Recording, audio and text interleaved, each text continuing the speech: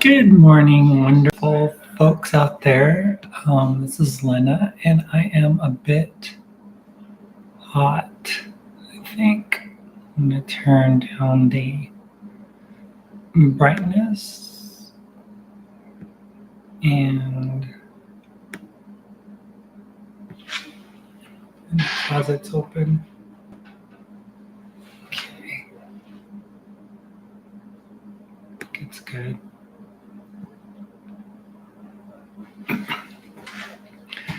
Hey, Fifth World, how are you doing? It's good to see you. Hearts to you too. I was just had some time to kill here, so I decided to make an impromptu video. But yeah, I just wanted to talk about. That's really good to see you too. Anything up in the sky lately? Find anything? Here last night, the sky was absolutely spectacular. The night sky. It's like the stars were like popping like I don't think I've ever seen them like that before. It was like the white of the star was super bright. And, I've been told that it's all an illusion, that it's some kind of a 3D game that they're playing with us, but gosh, it looked real to me. So have been is local. All those clouds are full of cities. It's amazing. Wow. That would be amazing to see. I mean, do you see cities literally? Like, are they celestial cities? It's pretty amazing. But hi Brenda. Yeah, I just want we had some time to kill here because we usually go have pancakes. Our typical routine on Sundays is to go get some pancakes, those wheat pancakes, and just basically hang out, at the restaurant, visit with a friend, a really sweet waitress that has been always been very kind to us, and it didn't matter if we were transitioned or detransitioned. She just loves us as people, so that was really cool. Um, so you say we came here to be them. Yes, celestial cities, orbs and structures and ships right behind the thinning veil. Wow, that's amazing. It's almost like, what is reality, right? I mean, because obviously our five senses are not reality. So anyway, I was walking around downtown yesterday, and downtown Silver City, and we typically don't eat. We were on that one meal a day plan, and that's what Maritza is eating still. She's having that diet. I stopped. I couldn't do it anymore. It's like, okay, all right. I proved to myself that I could do it, but um, that meant that I couldn't go anywhere, and do anything with regards to socializing with food and stuff. And I know that it's not supposed to be that way. Food is not a socialization, but you know, hi Scott Satella. How are you? It's good to see you guys. I'm usually later at night and people are doing other things, or there's just a few people, but you know, I just wanted to share what was up with me. I mean, I don't know if people have um, seen me since all the changes that, Maritza and I are going through and stuff like that. But I just wanted to say that I am doing really well. We're processing all the changes and stuff and what that means, and everything's evolving and changing as we go. But I wish Maritza all the best, totally. And I know that this is what she wants, and this is this is something that I really I really admire her and her bravery in doing it. So it can only lead to good things, I'm sure. I'm sure. So, been watching a lot of your videos and wish you lived in South Africa. I wish I could visit South Africa. Where do you live in South Africa? Johannesburg? I think that's the only city I know of. But yeah, I mean, I think it's a season of change. I think 2019 is a year of change and a year of change before a great revealing in 2020. I think something big is going to happen in 2020 that's going to affect all of us. And honestly, I think 2019 is the big setup for it, So I think we're getting prepped for something that we've never seen before. I don't know if it's atmospheric, I don't know if it's spiritual. I'm not sure, but I just feel like yes, but I like plantations. Look at up, it's Tuscan. Tuscan. Like you, I want to bolt. I, you know, I love experiences and stuff, and I'm really looking forward to what the year is is going to hold out for me, because I don't as of July, I won't really know where I'm gonna be living. So the world is our oyster, and I'm not gonna be, traveling cross country in a car, so to speak. But I do plan on initially here getting myself a cheap set of wheels, something so that I could get out and about and do what I need to do. And, if I wanted to go to the grocery store, say for instance, or something, I could just go. I have a bicycle, but when the weather's cold, a bike isn't really the greatest thing to ride. I did watch this documentary thing talking about how people in Denmark, or I think it's Holland or something, they love to ride their bikes and they enjoy it. It's fun. And they do it in the snow and they do it in blizzards. And I'm like, I love riding, but I do not love riding when it's icy and when there's snow on the ground. I did buy, one of those, those big fat wheeled um, mountain bikes, that people are using these days. They got wheels that are like, I don't know, like this thick or something.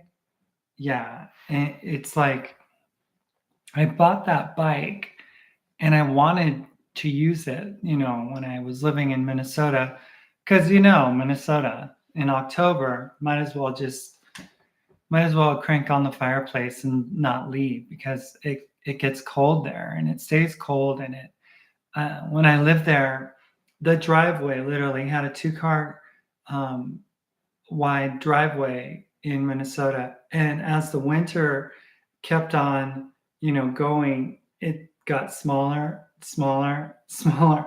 You could only like fit one car through the lane because the rest was all ice. So I'd gotten that bicycle, but I never used it because I got in my accident and stuff, and it actually ended up going to my kids, I think, and I don't know if I don't know what they did with it. Honestly, I don't know. I hope they got some use out of it. It was a great bike, you know. Oh dear, we don't get snow, Brenda says. Well, count your blessings. I mean, don't get me wrong, it's great to see. It's so beautiful outside your window and you're in a nice warm place but, afterwards, the cleanup when it starts to warm up and the ice and the snow starts melting and then the roads are all dirty and muddy. Yeah, So there's no mountains in South Africa. Like typically, if you go anywhere in the world, if you get high enough, you can get snow. I mean, even the tropics and stuff. It's kind of crazy, but yeah. So anyway, I had some pizza yesterday, some cheese pizza. So I can't say that I'm a vegan anymore. I need to say, oh yes, I am a vegetarian because I had some dairy yesterday. It was good. Marta and I used to go there. It's a place called Diane's Parlor, and it's for $6. You get like it reminds me of those Pizza Hut personal pan pizzas, but just a little bigger and with way better ingredients. And I got that. And what else did I get? Oh, I got a cup of creamy tomato soup, and it wasn't all that. I thought it would be homemade, but I think it tasted like Campbell's, so it wasn't the greatest. But the pizza was awesome. So that was awesome. And I have a lunch date planned with a friend.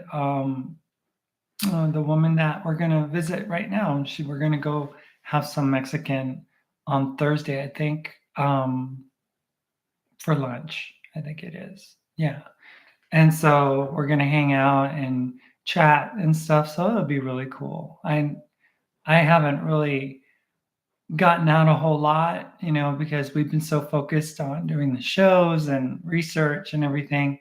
And now that I'm not doing the show, I have a lot of free time. And I was talking about it yesterday as I was walking around. I went to a thrift store because everyone knows that I like to shop, right? So that's no secret. I used to shop a lot in Macy's and out at the Mall of America and wherever else I could go. And I enjoyed it. Not necessarily to buy stuff, but just a place to hang out, people watch, see things, touch things. I'm like a touchy feely person. So um, I love bright colors and, just being around energy and stuff like that. And I, um, I went to this thrift store, and it had just opened up, and I told myself that I wanted to go see it. It opened up, I guess. My friend Ted said it opened up on December 7th, I think it was. And it's a place that benefits the youth of Silver City. So it helps fund things so that they don't get in trouble, I guess. I'm not sure. It's an outreach for youth. And it doesn't matter if it's gay, straight, whatever. It's just overall for youth.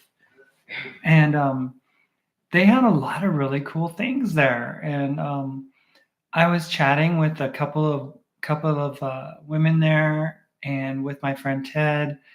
And Ted asked me, he's like, "So, Lena, what do you do with your time? Would you like to? You could always come here and volunteer." And I was like, "You know what?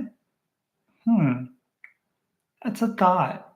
My mom had, ironically, coincidentally mentioned it last week in a conversation that didn't go that great, but that's for another day and another time. But oh, and by the way, my mom, she is actually in Israel right now. Yeah, she left yesterday, like at 3, and she connected in San Francisco, and then another connection to take her all the way across the country and all the way across Europe, right? Basically across the Atlantic, and then down towards Israel. I've done that trip, but I've never done it from the West Coast. I had the privilege of going to Israel twice in my life. One time was in the year 2000. We were doing a women's Bible study, and we were there for like, I ended up being there for almost 3 weeks. I think it was, yeah.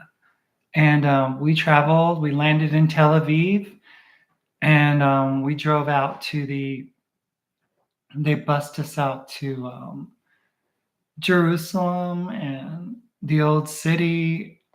Went to Masada, went to, oh my gosh, so many places. Galilee, went to um, Mount Tabor. All these really, I mean, it was really a cool experience. I think I love culture. I don't know.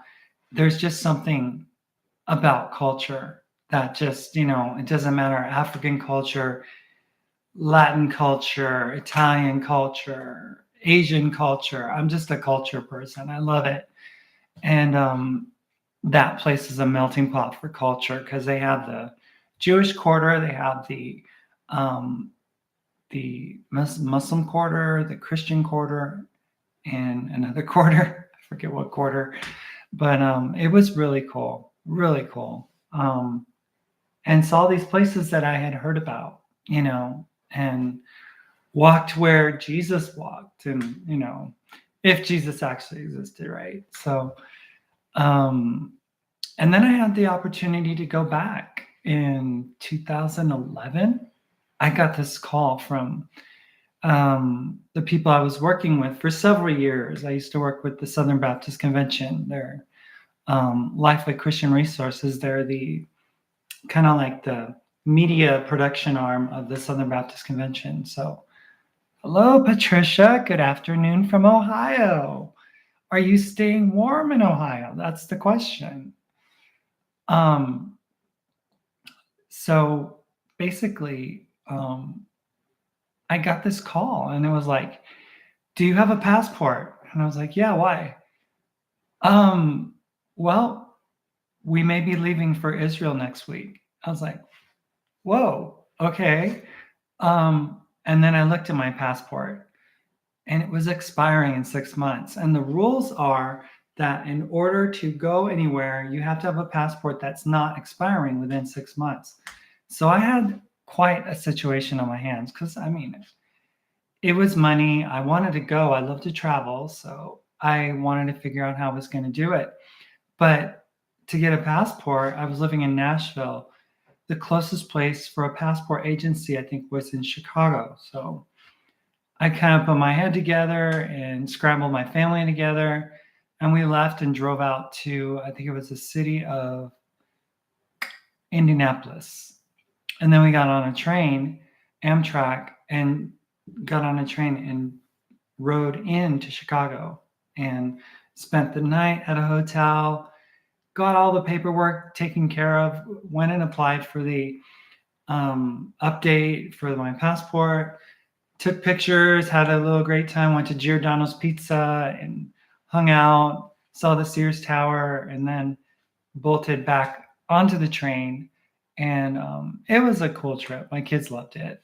And spent the night at a really nice hotel. I used to do these deals with Priceline and Hotwire. I was like the travel agent for my entire extended family. They're like, hey, we're looking at leaving for San Juan. And I was wondering if you know of a cruise that I was like, wow. And then I would just like go looking at different fairs and stuff. I used to love doing that. I could have been a travel agent. I mean, I should have gotten a travel agent's license because I enjoyed it. I enjoyed it. I enjoyed finding the deals and the stuff.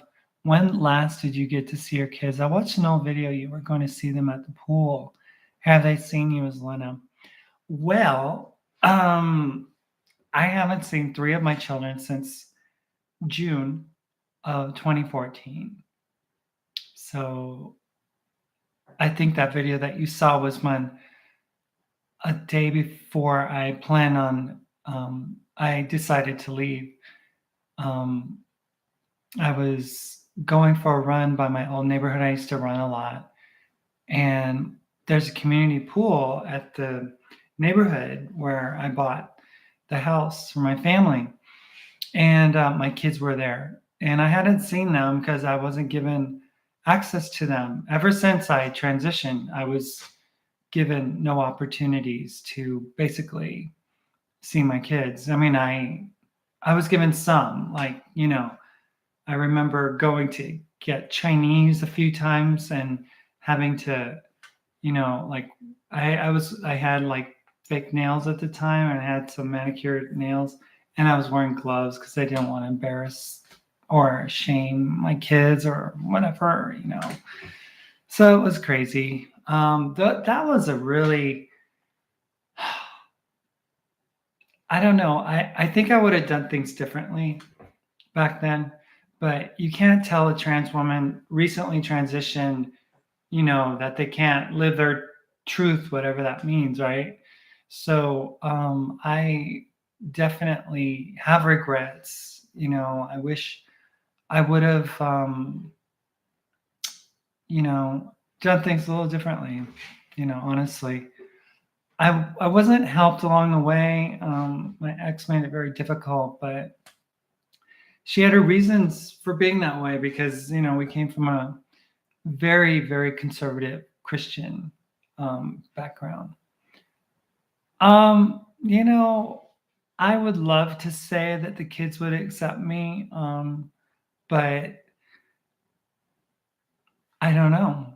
I don't know. I don't know how skewed their opinions are of me, how upset they are with me, or what they're thinking and what they've been led to think, honestly. And everyone tells me, oh, Lena, just wait. As they get older, they'll develop their own, ideas. And I was like, okay, that's great. I'm ready. Let's do it.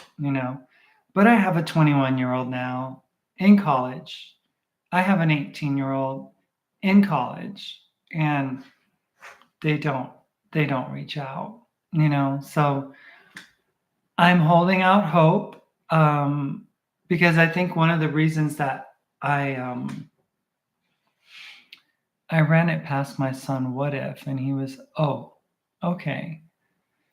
Yeah, initially I think kids are, oh, okay. I think, I told my oldest boy when he turned 16, I think it was, yeah, that I was trans, and I told him, and he's like, oh, I love you. I know that, it doesn't matter what you look like. I'm always going to love you. You're always going to be my dad. And, you know, it's all great initially, but when the shock wears off and you realize what's happening, there was most likely a grieving process the kids witnessed in their mother. I would say, and there are things that I am not privy to. I did not experience, I did not see, because I was living out of state. I mean, it was a mutual agreement that that's what I was going to have to do if I was going to be able to bring any income into the family and stuff. So I moved to Minnesota because that's where the work was. And as a freelancer, it's not rare to have to do things like that, because I mean, you bounce around, that's how work is. So I was kind of used to bouncing around. And when I tossed it around, she was very much, you know, in accordance to me going up there and stuff. So, but one day I was rollerblading, because I was rollerblading a lot that summer. And I got a call. It was my oldest boy. It was like October or early September. And he's like, can you come home now?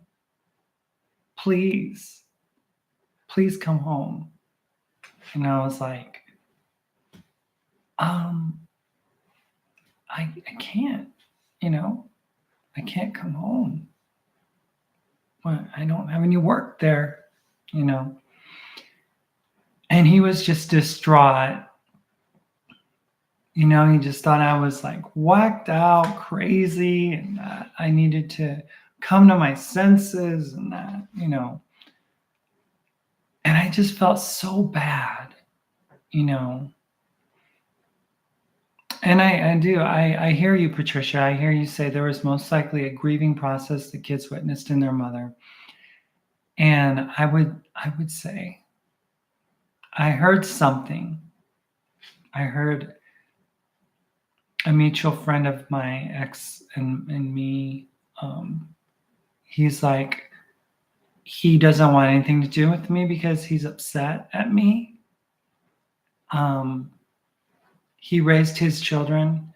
His wife left him, and he raised his children. So he would never imagine ever leaving his kids at all, like I did and his ex did. And I think I remember him saying, Lopez, because that's what I used to be called. Lopez, you do not know how I had to leave North Carolina and go and just hold your ex's hand and to cry with her. And I feel awful, and I wish there was more understanding on both sides of the fence, because this is a hard thing. It really is. And I think personally that the church has handled it awfully bad, just horribly. I mean, I truly believe that there was a way. I truly believe there was a way to work through some things, there had to be, where there's love, there's always a way, I honestly believe that. But the juggernaut of Christianity, like, it automatically disqualifies any of the healing to happen, because unless you look this way, or unless you act this way, or unless you're this stereotype of this or that, and unless you refrain from this or that, then you can't be allowed to intermingle. And I mean, it's really sad. It really truly is. And when I realized that a lot of times the church can demonize people like me and people in the gay community, but it wasn't something that they would ever allow, to have compassion for people. Did you want to stay with your wife until death as you were transitioning? Well, that was a difficult thing, because I knew that this was not just about, I don't know, it wasn't just about becoming Lena, I mean, this was a very heartfelt, deep, emotional issue. I mean, there was like a deep, innate sense type thing going on. And I know there's going to be a lot of people out there that are going to, say, this has nothing to do with anything other than traumas and things that you go through and stuff like that make you escape into. And yes, there are parts that are that, but I really do believe that there's an innate something going on. I mean, I don't know. Hello, Queenie Carter. Oh yeah, I forget your real name. And Ryan, hola Lena. Hola Ryan. How's New York these days? So to answer you, Patricia, I knew that me being me was not going to allow me to remain with my wife until death do we part. I remember we were walking around a Sam's Club. We used to go to Sam's Club all the time. And she tapped my shoulder and she looked, and it was during the time that I was really working through all that transitioning stuff, and we were going to counseling, we were chatting with each other and constantly conversing behind closed doors so the kids wouldn't hear. And she saw an older couple, and they were like in their 80s or something, and they were a sweet, beautiful couple. They were a sweet, beautiful couple. And she asked me, she said, "Is that going to be us?" And I was honest. I mean, I've always tried to be real. I have lied. Yes, I have. I'm not a liar, but I have lied in dealing with the things that I dealt with regards to my gender. And I looked at her and I said, honestly, I don't think so.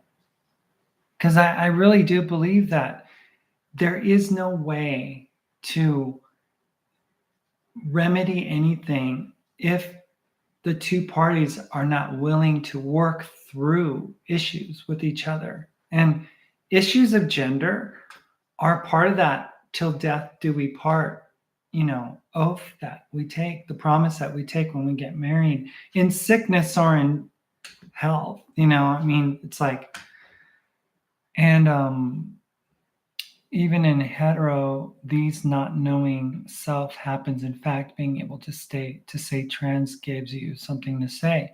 This is you had to find yourself regardless of parts. I'm not going to excuse what I did. In a perfect world, I wish I wouldn't have done anything. In a perfect world, I wish I would have just been normal, been happy, been functional as a husband and dad and a father and a spouse, and I wish everything was normal. I really do.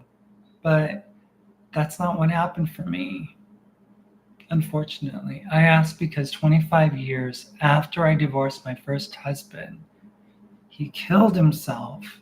I agreed because love never dies, even though so much bad happened. And that's one of the most tragic things about the relationship with my wife at the time and I,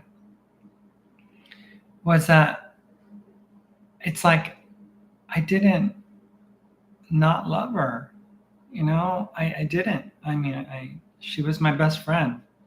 She was a person who was very similar personality-wise, like me, in the sense of being very easygoing, laid back, kind of, and we meshed really well together. We rarely argued, and we had a good thing going. And in a normal world, we were being called the perfect family. I mean, I used to travel my kids and my family out with me wherever I went, whenever I could. And that was a rare thing. There were not other people doing that with their families. They didn't care to, they thought of like leaving and going on the road as a relief, from their family. And for me, it was like, I enjoyed it. I enjoyed having them, I enjoyed having them enjoy themselves. I mean, one time we went to, what was it? Some resort in Orlando, and the kids had a great time in the pool. And, I mean, it was a penthouse suite, that they put us up in. And, my ex used to get around town and drive the minivan and find parks and stuff for the kids and find things and then show them to me, trails. And, it was really cool. Girl with no name Spooner. What sucks sometimes is love is not enough between two people on this stupid planet. World of duality. Yeah, and I would say that's what's happened between Maritza and I, is that, sometimes love is just not enough. I mean, you have to really focus on what you need to focus on in this life. And sometimes, your paths come together, and then eventually they kind of do that and they separate. And I think that's what's taking place with Maritza and I. And obviously I do not feel as she does about the trans issue and stuff. So, did you have these feelings before you got married?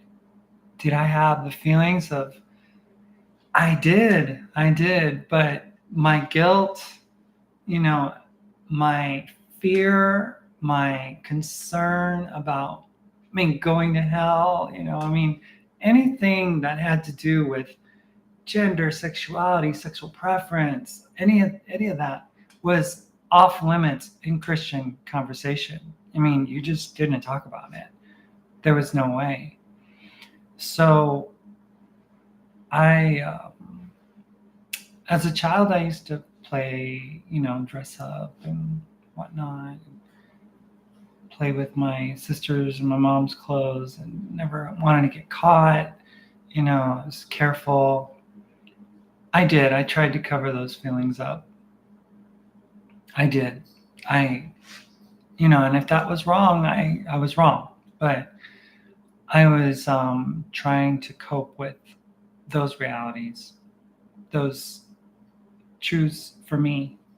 And I knew that if I were to ever say that I was attracted to guys or something, that was it. My dad would have my teeth. Literally. In a Hispanic family, they ain't messing around. Either you're a macho nacho libre person, or you're made fun of, or you're ridiculed.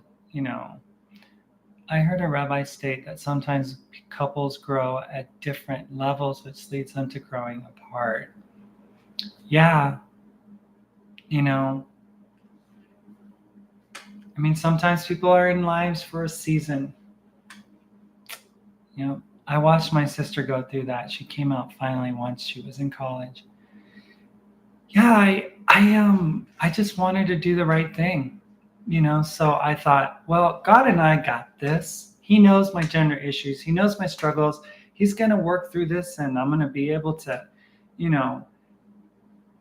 praise him for the victory later, right? Because I was a traditional Christian, Pentecostal at that, tongue talker, laying on of hands, casting demons out, that whole thing. And I tried. I really did. And it lasted till I was 41. And then I couldn't do it anymore. Couldn't keep burying a volcanic eruption. It's like eventually you stick stuff into that volcano, and eventually, and that's what happened, unfortunately. Well, I guess learning what you go through will help me tremendously with my 12-year-old grandson.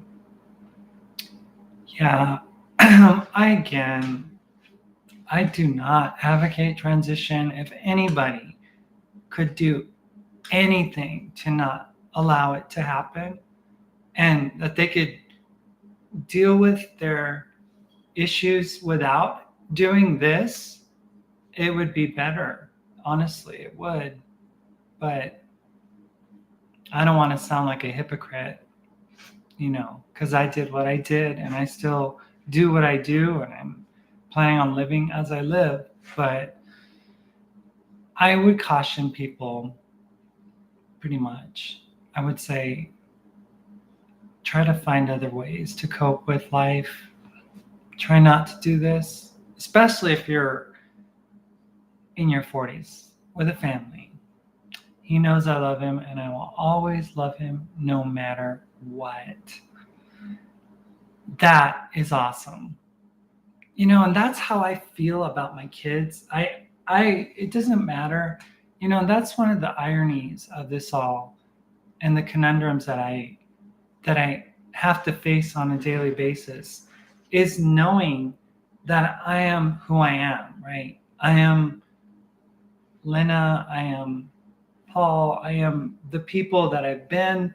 I'm still the same core person. I was a sweet guy. I'm just a very easygoing person. So unless I get defensive, which Mark Moritz found out, and other people have in the past. But I think my children discovered they were in the wrong gender, I would move heaven and earth to assist them. I mean, love is a wonderful thing. And I just thought about it to myself, and I would be like, if my child committed murder, I would still go visit him at the prison. I would still want to talk to him. I would still, or want to be in their lives. And as far as I know, I'm not an axe murderer. I don't go by trying to ruin people's lives and stuff. Although I know, I understand I have. I know that my kids bear scars because of me. But, I'm just like, where there is love, there is grace. And where there is grace, there is tenderness and compassion and empathy, you know, and I wasn't afforded that.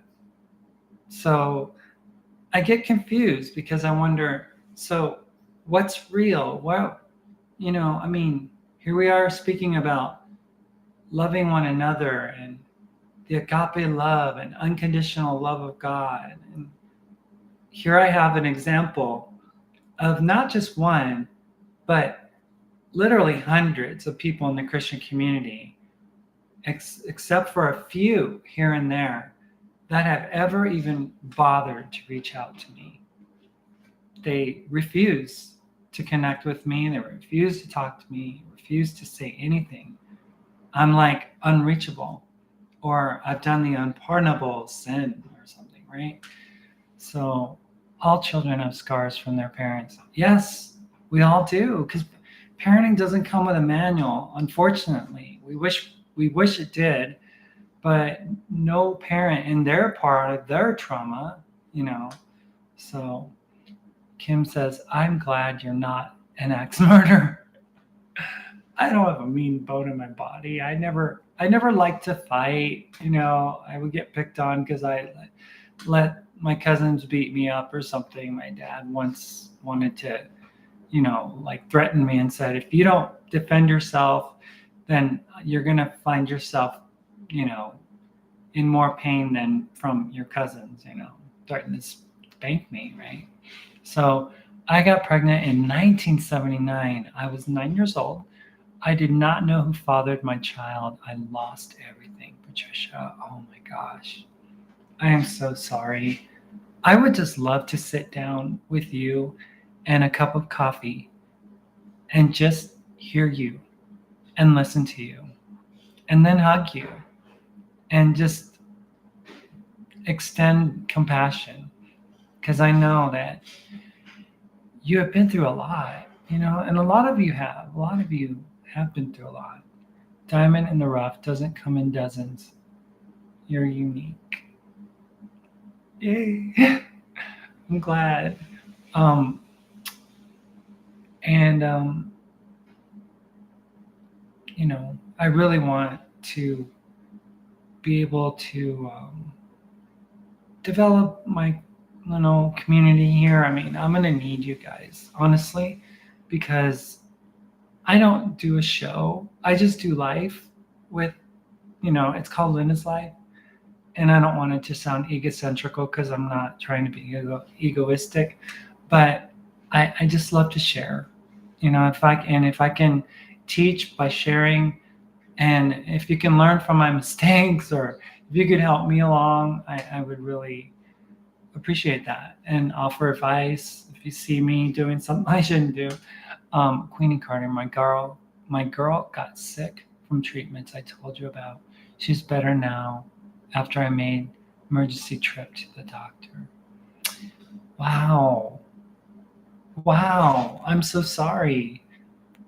Um, Mertz is a strong advocate for healing naturally, and I would highly suggest for you to email her or get in touch with her somehow and talk to her about what remedies she could help you with regards to your daughter, because chemotherapy is not healthy. It's not, because it's like a one one-trick pony that is like a dumb science because it basically nukes everything and expects to kill what is the problem, but then it ends up killing all the good things that are trying to heal you. So I would just highly recommend that you go, yes, that you talk to Maritza. She knows a ton about these things. So I don't have any, I don't have any experience at all. So I couldn't offer any medical advice. I can pray for you.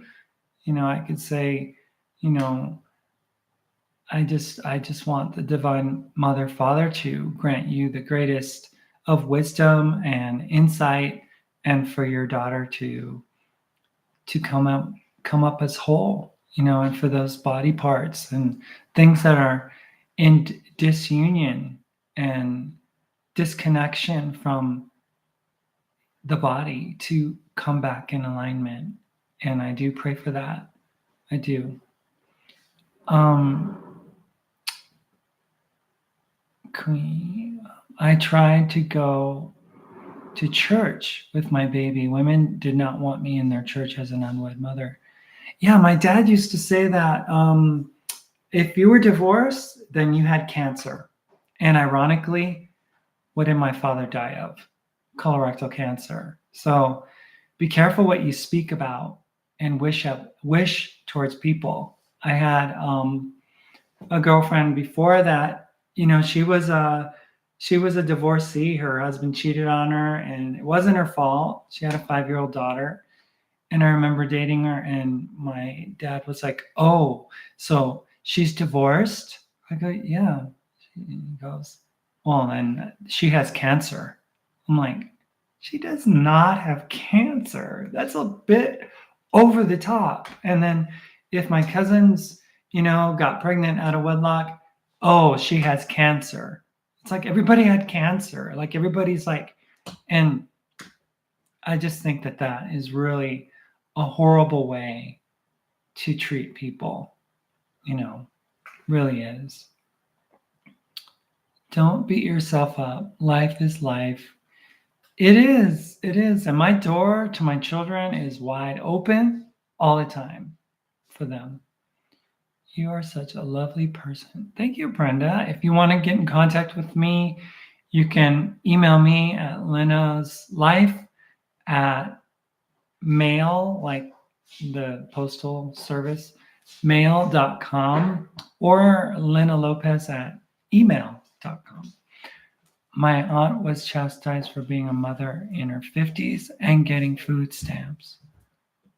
Where are you, Mark, right now? Relationship wise, I watched your live and couldn't tell if you two were breaking up. Oh, yeah.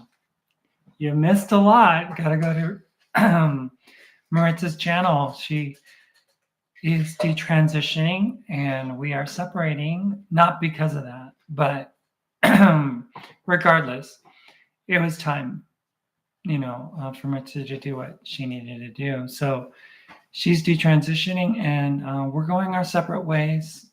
And again, not because of that, but just because our lives are going in different directions.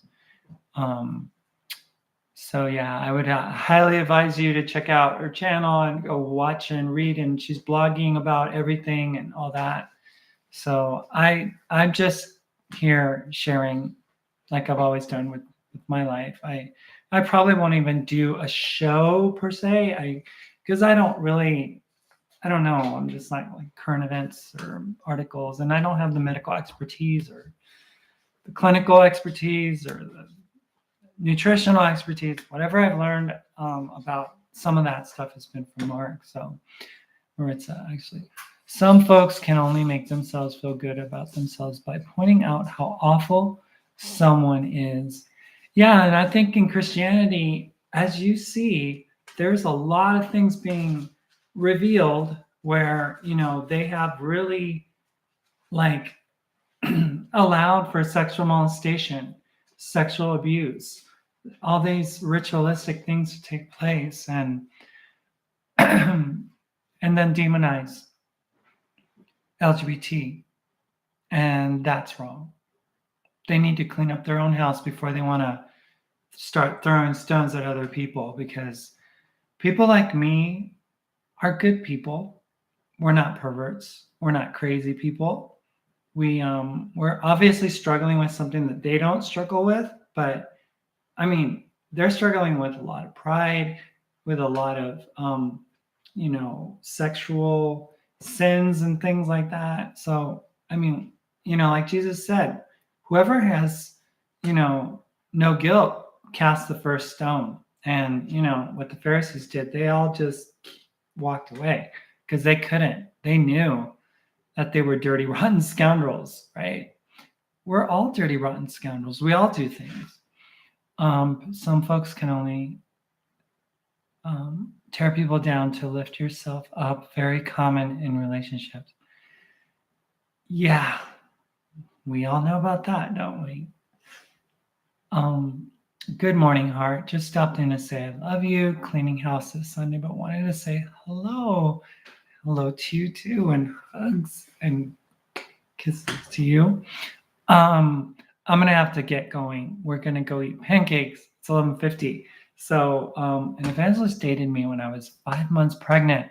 After sex, he said, "I'm so sorry I did that to you. I have to marry a virgin that plays the piano." Oh my God. I am so sorry. Patricia, you've been through so much. My goodness, girl. I'm so sorry. Can you please call me? I'd love to talk to you. Please, please, please email me. I will give you my phone number. And I can help in any way I can, just loving and supporting you and hearing you. And, it's really, gosh, you've been through a lot. Things that no woman, no girl, no teenager should ever have to go through. And that's the case, a lot of times. Okay, well, I'm gonna go. You guys, I'll probably do something, maybe a continuation of something later on this afternoon, evening. But if I come up with if there anything else kind of rings true to me, I'll definitely, Facebook it or do a YouTube video or whatever. But thanks, you guys. I love you, and have a great, super wonderful, special Sunday. All right. Bye.